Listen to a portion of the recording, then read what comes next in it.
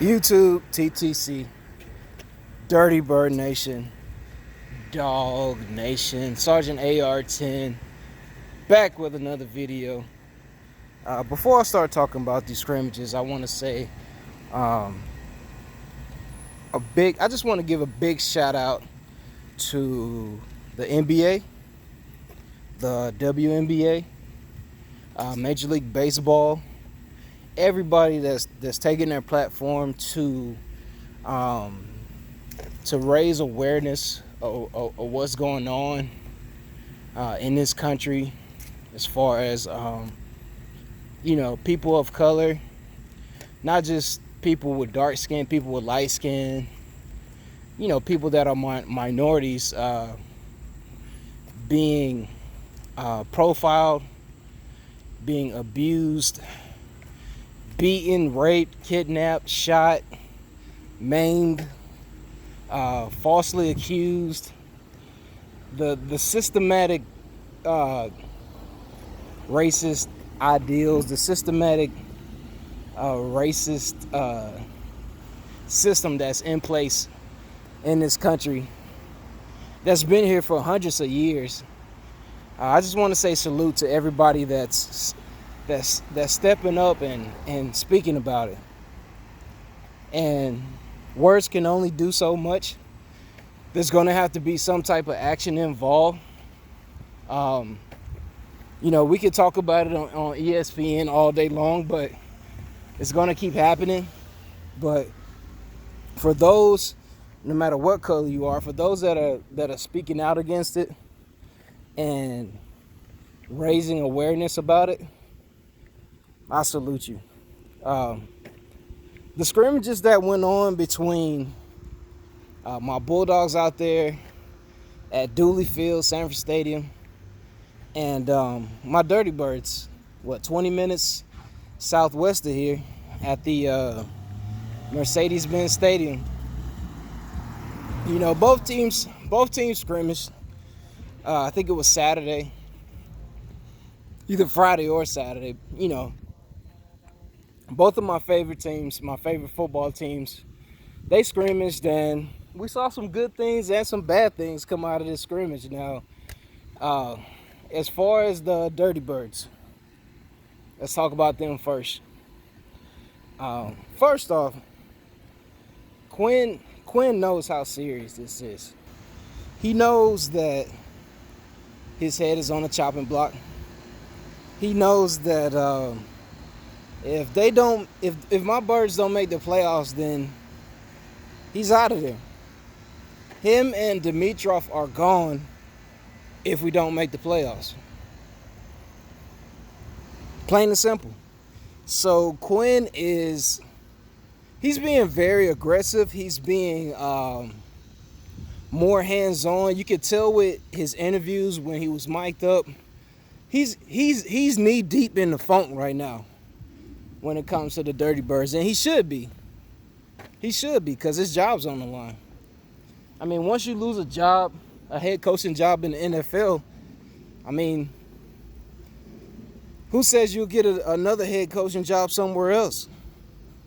Who says you won't be the freaking defensive backs coach in college after that? Who says you'll continue coaching on an NFL level? You really don't know.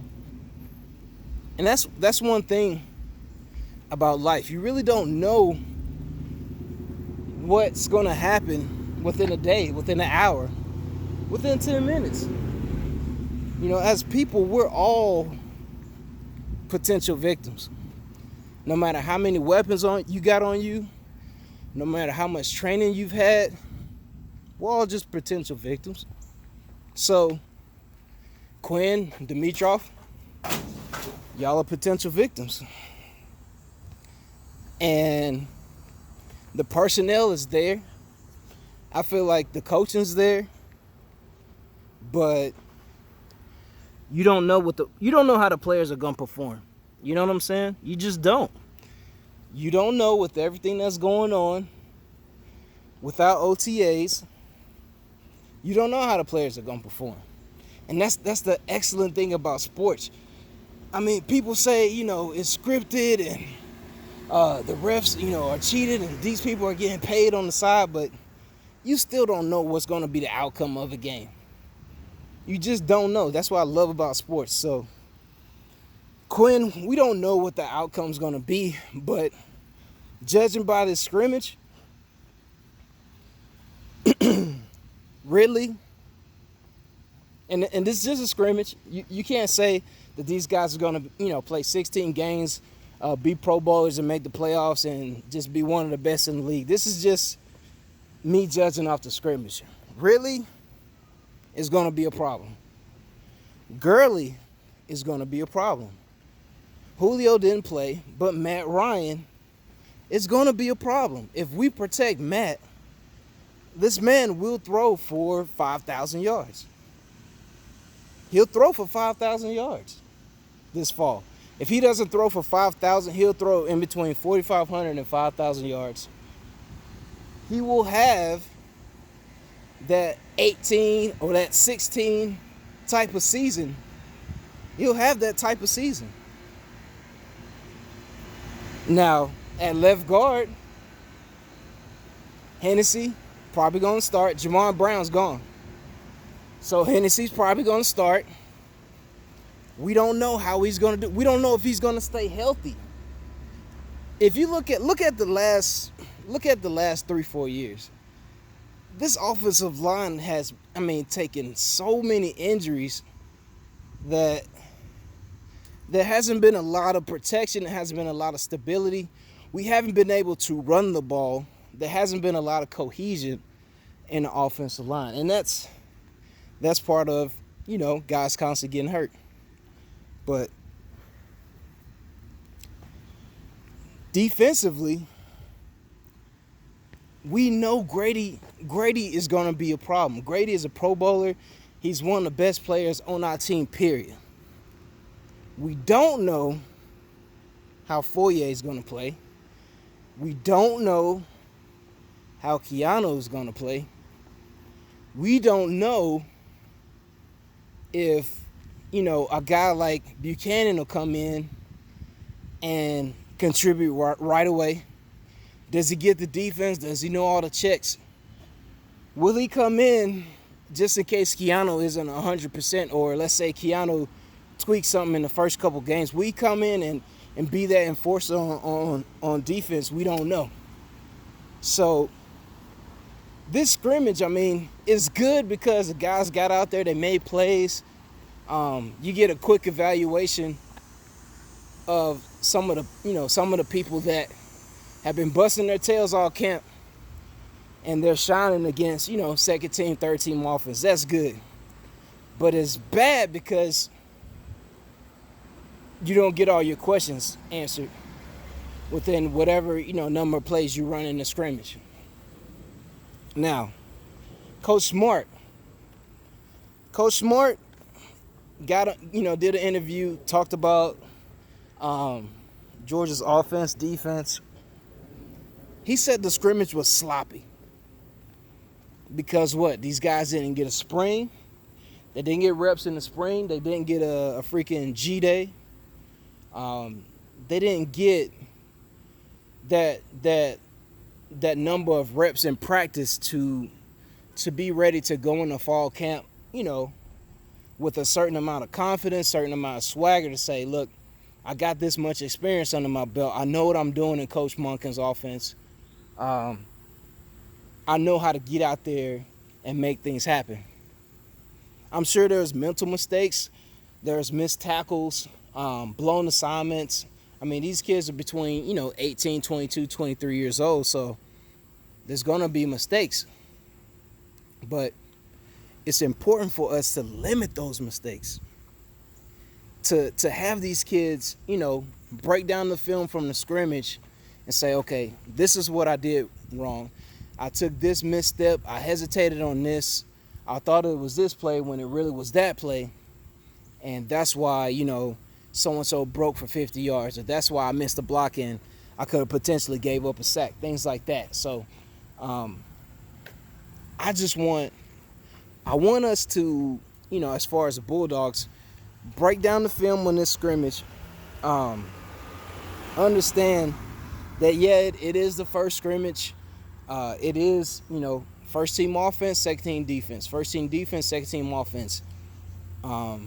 Maybe there are guys on the second team offense or defense that shouldn't be there. If we had the depth looking at the Georgia roster, if we had the depth that I think we have, maybe some guys on the second team should be moved down to thirds. Maybe some guys on the third should be moved up to second. Put these guys that didn't get that many snaps in the scrimmage, put these guys in to where when you scrimmage again, you say, okay, from this scrimmage, from the first scrimmage, what did you learn? Okay, apply that to the second scrimmage. And then take a guy, a freshman, redshirt freshman. Hey, I only got 15 snaps in the first scrimmage. I'm going to get 30 in the second scrimmage to see if I'm really better than the guy above me. So-and-so is second team, I'm third team. Let me get a shot to prove that I'm better than him. Maybe I should get promoted to the second team. If you look at the film on the first scrimmage, maybe he should get demoted from the second team to the third team. You know what I'm saying? It's stuff like that needs to happen out there for Kirby to say, hey, the first scrimmage was sloppy, but we made these improvements, and I'm looking at different players differently now because the improvements or the mistakes that they made from the first scrimmage to the second scrimmage. You know what I'm saying? I know Newman's gonna ball, man. I know Newman's gonna ball.